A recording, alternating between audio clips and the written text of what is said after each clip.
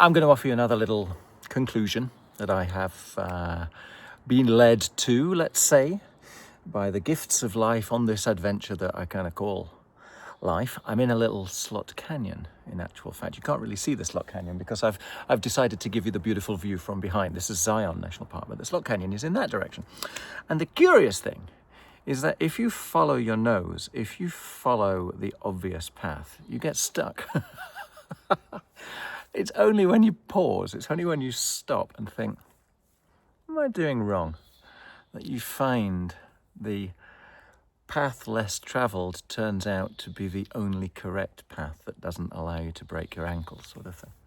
Anyway, what I want to talk about today is something which delivers a sense of inner peace.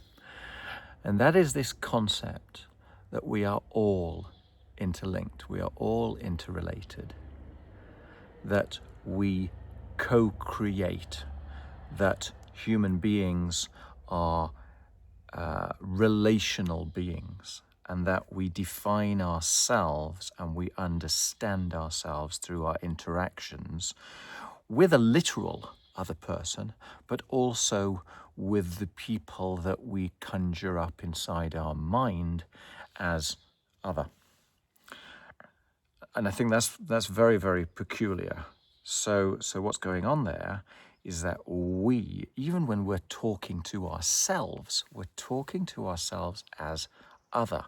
Our mind creates this kind of distinction, this little bit of friction, this little barrier between us and us, in order that we can have a conversation with ourselves. So even when we're completely isolated, even when we're on our own, we're still objectifying and distincting ourselves and creating a relational world. Yeah? I used to think that I was kind of pretty much in control of my destiny. That if I set my mind to something and I worked hard at it, I would get there. Yeah? Now, it's very useful. It gets you to places that you wouldn't already or ordinarily get, let's say. It can be tremendously motivating. But it gives you this feeling of somewhat isolationism. Yeah? Or perhaps that you're somewhat special or different or unique, right? That other people don't get it in quite the way that you do, and therefore you can win in this pecking order of life, in this system of capitalism, in this dog-eat-dog world, that you're going to have to fight for your way. As if you're somewhat omnipotent, yeah? There's no peace in that, because even when you succeed, then you have to defend your position. And the older you get, the more fragile that position becomes, and the less meaningful it becomes.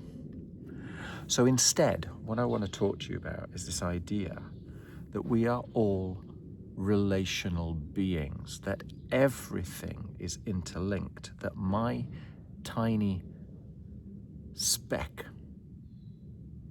amongst the 8 billion other tiny individual specks, it's all interlinked, it's all interrelated, it's all somehow harmonious, it's somehow beautiful. And there is a tremendous peace in that. Once you accept the fact that you are part of something far larger than you, which is rotating and evolving in its own way constantly, and that you're trying to make sense of it, you're trying to make a story out of it, and you put yourself at the center, much like people used to put the earth at the center of the universe. When you see the larger picture and you see the power in the system and how particularly small you are within it, well, there's something tremendously enlightening about it. There's something tremendously freeing about it. You're less responsible. There's less reason to judge. You know, you can go forth with your motivations, with your intentions, but you're part of something which is far larger, and you're dancing in that perhaps with a degree of agency, perhaps completely running on the rules of the world, on the laws of physics, on the laws of destiny, inevitability. But there's something tremendously relaxing, tremendously serene about the idea that life is breathing you, and you come along for the ride.